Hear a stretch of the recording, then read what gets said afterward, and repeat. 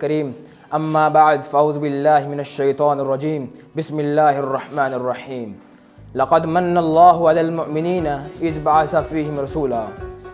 حضور آئے تو چمکی فکر انسانی کی تنویریں، حضور آئے تو چمکی فکر انسانی کی تنویریں، حضور آئے تو ٹوٹی جبر و محکومی کی زنجیریں، جمع ذہنوں سے زنگ اترا بجھے چہروں پہ نور آیا، جمع ذہنوں سے زنگ اترا بجھے چہروں پہ نور آیا، حضور آئے تو انسانوں کو جینے کا شعور آیا۔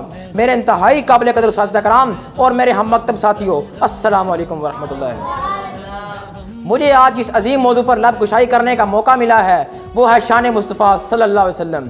جناب صدر، وہ شان نہیں ہے، وہ مقام نہیں ہے جو اللہ تعالیٰ نے میرے محبوب حضرت محمد صلی اللہ علیہ وسلم کو عطا نہ کیا ہو۔ ہر شان، عزت، سعادت آپ کے قدموں میں جھکی ہوئی نظر آتی ہے۔ اللہ تعالیٰ کے انسانوں پر بے شمار اور لاتعداد احسانات ہیں، مگر سب سے بڑے احسان کا تذکرہ کرتے ہوئے اللہ فرماتے ہیں لقد من اللہ علی المؤمنین اذ بعث فیہم رسولا۔ تحقیق میں نے اہل ایمان پر بہت بڑا احسان کیا ہے کہ ان کے اندر ایک رسول کو مبعوث فرمایا ہے۔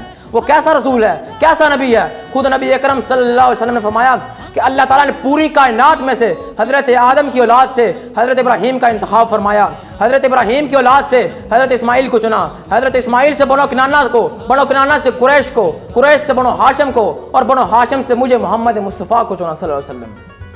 جناب صدر، اگر آپ کا خاندان دیکھیں تو آپ کے خاندان جیسا خاندان نہیں ملے گا۔ اگر آپ کا حسن جمال دیکھیں تو آپ جیسا کوئی حسین نظر نہیں آئے گا۔ جب آپ اس دنیا کے اندر تشریف لائے تو سردار عبد المطلب نے آپ کا نام محمد رکھا تو سرداروں نے کہا یہ کیسا نام رکھا ہے، یہ نام نہ تو آج تک ہم نے سنا ہے اور نہ ہمارے خاندان میں سے یہ نام کسی نے رکھا ہے۔ تو سردار عبد المطلب نے کہا ایک بار بچے کو دیکھو۔ جب سرداروں نے بچے کو دیکھا تو سب بول پڑے اس جیسے حسین چہرے والے کا نام محمد ہی سجتا ہے صلی اللہ علیہ وسلم۔ اتنا حسین چہرہ۔ حضرت جابر رضی اللہ تعالیٰ عنہ کہتے ہیں کہ ایک رات مسجد کے صحن میں حضور اکرم صلی اللہ علیہ وسلم لیٹے ہوئے ہیں، میں نے آسمان کے چاند کی طرف دیکھا اور پھر آمنہ کے چاند کی طرف دیکھا، بار بار دیکھا، آ کر پھر بولے اے آسمان کے چاند، تیرا حسن میں لاجواب ہے مگر تیرے چہرے پر داغ ہے، میرے محمد کا چہرہ صاف ہے صلی اللہ علیہ وسلم۔ اتنا حسین چہرہ۔ سیدہ عائشہ رضی اللہ عنہا فرماتی ہیں کہ ایک دن حضور صلی اللہ علیہ وسلم اپنا سر مبارک میری گود میں رکھے ہوئے تھے، فرتے محبت میں نے آسمان کی طرف دیکھا اور کہا اے آسمان، ایک تیرا سورج ہے ایک میرا سورج ہے، فرق یہ ہے تیرا سورج غروب ہو جاتا ہے، اندھیرا چھا جاتا ہے، مگر میرا سورج رات کو بھی ویسے ہی چمکتا ہے جس طرح دن کو چمکتا ہے۔ دوسرا فرق یہ ہے کہ تیری طرف دیکھنے سے آنکھیں ماند پڑ جاتی ہیں، مگر جو میرا سورج کو دیکھ لے اپنا سب کچھ قربان تو کر دیتا ہے مگر کسی اور کو دیکھنا گوارا نہیں کرتا۔ اس نے یوسف دیکھ کر کٹ گئی تھی انگلیاں، اس نے یوسف دیکھ کر کٹ گئی تھی انگلیاں، لاکھوں نے جان دے دی میرے مصطفیٰ کے واسطے۔ جناب صدر، جو کوئی ایک بار کلمہ پڑھ کر آپ کا دیدار کر لیتا اللہ تعالیٰ اس پر جہنم کی آگ کو حرام کر دیتا تھا۔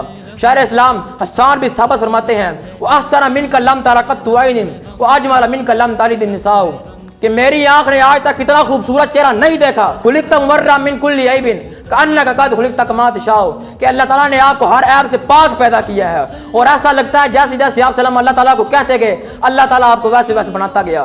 کس شان سے اللہ نے اتارے ہیں محمد، کس شان سے اللہ نے اتارے ہیں محمد، ہر دور میں ہر شخص کو پیارے ہیں محمد۔